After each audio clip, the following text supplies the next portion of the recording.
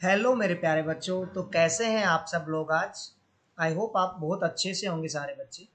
चलिए बेटा, तो आज हम एनटीएससी का जो एक क्वेश्चन है देखिएगा, ये एनटीएससी में आया हुआ क्वेश्चन है 2012 में। इसको सोल्व करेंगे बेटा। तो यहाँ पर देखिएगा क्या है बेसिकली, मैं आपको बताऊँ तो एक मिनट। ये चीज़ें कुछ यहाँ पर जो है इनको हम हटा देते हैं और फ्रेश रूप से जो है इस क्वेश्चन को अच्छे से करते हैं। देखो बेटा, in the given figure B D 3 है, 3 नहीं मतलब B D upon C D 4 है, तो इट मीन्स बी डी को हम 3 रखें और सी डी को 4 रखें। तो बेटा हमने बताना है ए ई, और साथ ही अपने को ए ई जो है वो 6 बी ई के बराबर दे रखा है, और C F upon A F हमने बताना है। ठीक है बेटा। तो कुछ चीज़ें जो यहाँ पर गिवन है उसको मैं यहाँ पर एक बार लिख देता हूँ थोड़ा सा।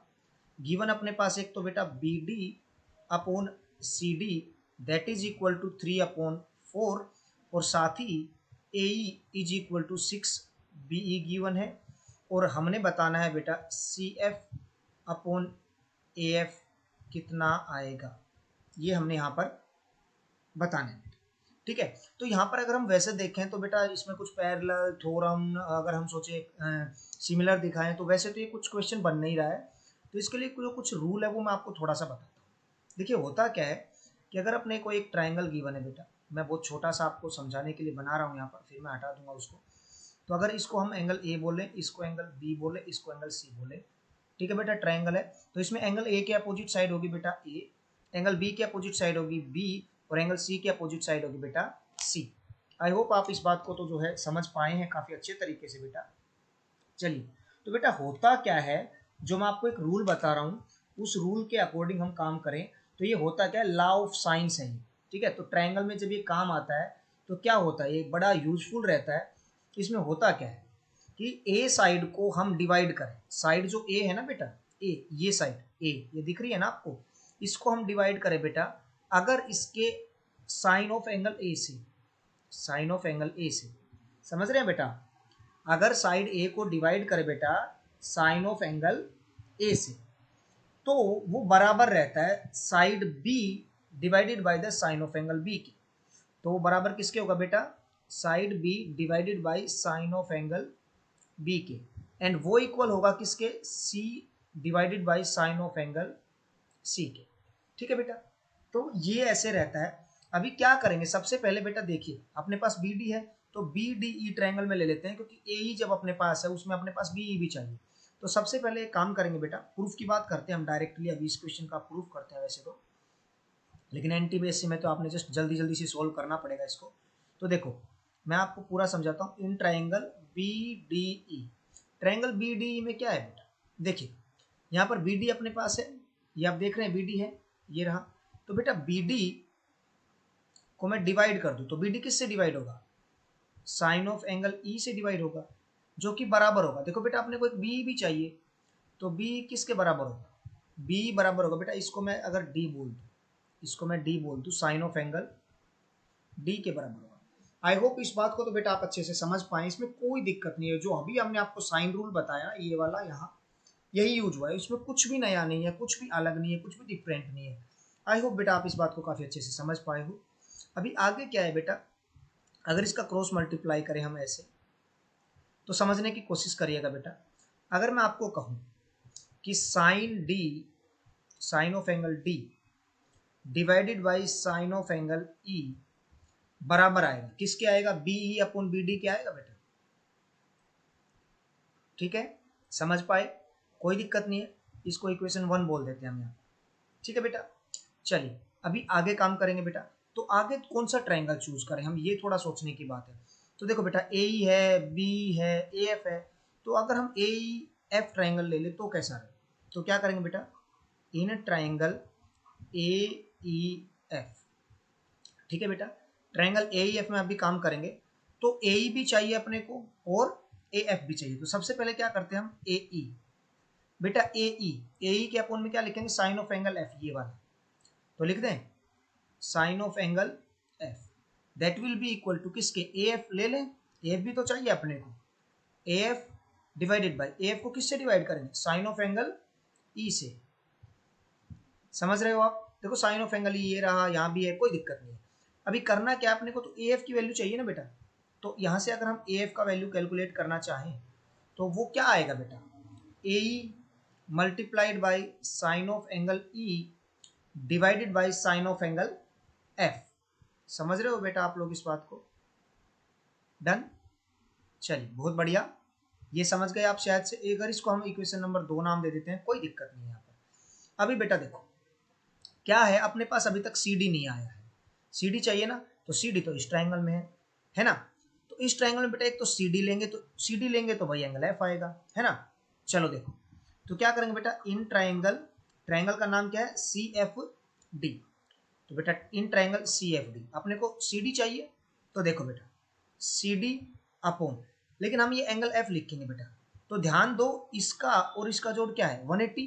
तो इसको मैं बेसिकली ये बोल दूं 180 डिग्री माइनस एफ। ये जो एंगल है बेसिकली ये 180 डिग्री माइनस एफ है ना। तो मैं यहाँ पर क्या लिख देता हूँ, साइन ऑफ एंगल एफ जो लिखना है वो sine of angle 180 minus F लिख देता हूँ मैं यहाँ पर, क्योंकि आगे बेटा एफ एफ में कंफ्यूजन होता है ना हमारे को। Sine of 180 minus angle F, या फिर मैं इसको वैसे बड़ा नाम लिखता सी एफ डी, तो वैसे कंफ्यूजन होता, इज इक्वल टू। दूसरा क्या है बेटा अपने पास, देखो ये एंगल है, ये एंगल इस एंगल के बराबर है ना। समझ रहे हो ना आप लोग? तो ये सी एफ हो जाएगा, क्योंकि सी एफ भी तो अपने को चाहिए ना बेटा। समझ रहे हो आप लोग मेरी बात को? यहाँ पर सी डी तो आ गया, सी एफ अभी तक अपने पास आया ही नहीं है कहीं भी। तो देखो क्या करेंगे, C F upon sine of angle this, ये साइन ऑफ एंगल डी, ऐसा ही कुछ है। तो साइन ऑफ एंगल, ये जो डी है बेसिकली ये सी डी एफ है बेटा, इसको मैं सी डी एफ बोल देता हूँ। ये सी डी एफ मैंने इसलिए बोला क्योंकि इधर वाले एंगल को जो ये है ना, इसको हमने डी बोल दिया था, देखो यहाँ पर, ठीक है। ये हो गया। अभी अपने को तो बेटा सी एफ की वैल्यू चाहिए, जैसे ऊपर वाले में ए एफ का वैल्यू निकाला, तो यहाँ से अगर हम सी एफ का वैल्यू कैलकुलेट करेंगे तो बेटा क्या आ जाएगा, देखिएगा, C D multiplied by sine of angle C D F divided by, क्या होगा बेटा, डिवाइडेड बाय, देखो ये क्या है, साइन ऑफ 180 माइनस थीटा। तो साइन 180 माइनस थीटा, देखिए आपने 90 माइनस थीटा तो पढ़ा है ना, sine 90 minus theta, theta sine 90 minus theta cos theta रहता है। तो इसी तरह से साइन 180 माइनस थीटा क्या रहता है बेटा, साइन थीटा रहता है। तो इसको हम क्या लिख देंगे यहाँ पर, साइन एफ लिख देंगे, और इक्वेशन नंबर 3 हो गया बेटा। समझ पाए मेरे हिसाब से आप इस बात को? चलिए अभी आगे काम करेंगे, लेकिन उससे पहले क्या करता हूँ बेटा, ये जो ऊपर हमने रूल बताया था आपको, इसको मैं हटा देता हूँ, क्योंकि ये मैंने आपको समझा दिया। कुछ भी जैसा भी रहता है आप बेशक से वीडियो बैक करके थोड़ा सा समझ लीजिएगा इसको। चलिए अभी आगे काम करेंगे बेटा। तो अभी क्या है कि अपने को तो चाहिए सी एफ अपॉन एफ, यानी कि इक्वेशन 3 को 2 से डिवाइड कर दें, कर दे, बोलो। चलिए, so equation 3 divided by equation number 2, तो क्या आ जाएगा अपने पास, देखिएगा, C F upon A F that will be equal to CD upon AE और multiplied by sin CDF upon sin F, और ये क्या हो जाएगा बेटा, मल्टीप्लाइड बाई साइन एफ चला जाएगा ऊपर, और साइन ऑफ एंगल ई आ जाएगा नीचे। समझ गए? तो साइन ऑफ एंगल एफ से साइन ऑफ एंगल कैंसिल, तो क्या आ गया अपने पास, C F upon A F is equal to C D upon A. अब देखो बेटा सी डी जो एफ है, सी डी एफ ये बेसिकली इस डी के बराबर है, तो मैं इसको साइन ऑफ एंगल डी बोल दूं, वर्टिकली अपोजिट एंगल है ना, तो इसको मैं क्या बोल देता हूँ, sine of angle D upon ये साइन ऑफ एंगल ई है E, sine of angle E. अब देखो साइन ऑफ एंगल डी और साइन ऑफ एंगल ई का वैल्यू ये रहा है ना। तो अभी क्या करेंगे, C F upon A F is equal to C D upon A multiplied by B E upon B D, और कैसे आया ये, फ्रॉम फर्स्ट इक्वेशन हमने बोल दिया। अब देखो बेटा C F upon A F है, कोई दिक्कत नहीं है। अब बेसिकली क्या है बेटा, ये C D upon B D है, सी डी और बी डी का वैल्यू अपने पास है, लेकिन अपने पास जो है ना ए और बी का कुछ रिलेशन गिवन था, उसका इस्तेमाल करने की टाइम आ गया बेटा। ए की जगह हम 6b लिख सकते हैं, देखो क्या होगा अभी, C F upon A F is equal to C D upon A को हम लिख सकते हैं 6b multiplied by B E upon B D, B से बी कैंसिल। समझ गए? अब देखो बेटा, तो क्या करेंगे, सी डी का वैल्यू, C D upon B D कितना है, 3/4 मल्टीप्लाइड बाई 1/6, तो 3 1 जा 3, 3 2 जा 6, ऐसा ही कुछ है। समझ पा रहे हो आप लोग इस बात को? मेरे हिसाब से कुछ गड़बड़ तो नहीं है। ओके बेटा, 1 मिनट गड़बड़ हो गया यहाँ पर, 1 मिनट रुकिएगा। देखिए गड़बड़ क्या कर दिया हमने, CD 3/4 लिख दिया, CD/BD, जबकि ये आता 4/3, तो ये गड़बड़ हो गया। मैं इसको चेंज करता हूँ थोड़ा सा, 1 मिनट रुकिएगा, अभी इसको सही करके लिखेंगे हम लोग।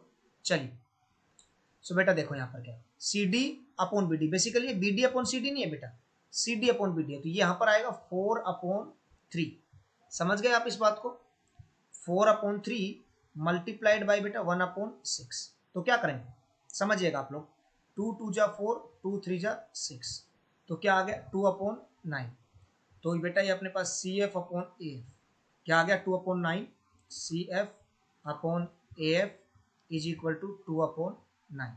तो ये बेसिकली बेटा अपना आंसर यहाँ पर फाइनली आ गया है। और अगर आंसर देखें तो आंसर ए सही है।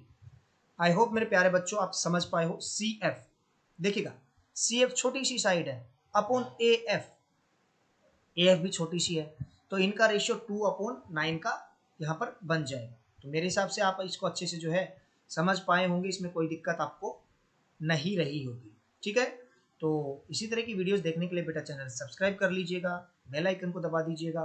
क्विज भी खेलते हैं हम शाम 8 बजे, उसको भी ज्वाइन करिएगा। और खुश रहिएगा, हंसते रहिए, मुस्कुराते रहिए, गणित ज्ञान के साथ बने रहिए। तो finally thank you very much, bye bye.